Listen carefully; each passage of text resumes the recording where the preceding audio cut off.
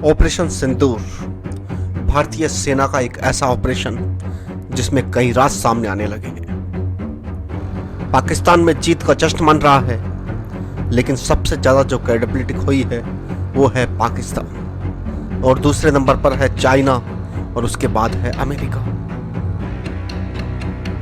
भारत ने पाकिस्तान के 9 आतंकी ठिकानों पर हमला किया, और उसके बाद जब पाकिस्तान नहीं माना तो उनके एयर बेसिस पर भी मिसाइल अटैक किया। किसी भी देश की सबसे बड़ी ताकत, और पाकिस्तान उसका जिक्र कई बार कर चुका है, वो होता है परमाणु बम।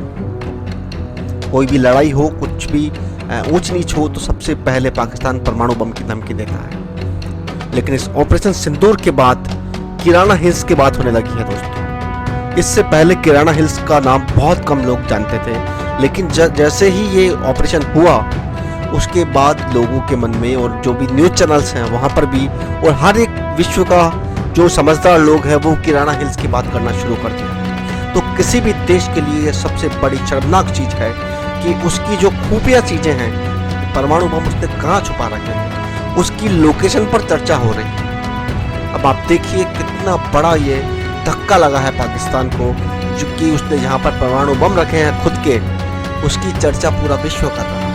तो ये सबसे बड़ी चीज़ निकल के सामने आई है। कौन जीता कौन हारा, इससे कई बड़ी चीज़ ये है कि आप एक देश के रूप में अपने नागरिकों को क्या संदेश दे रहे हैं।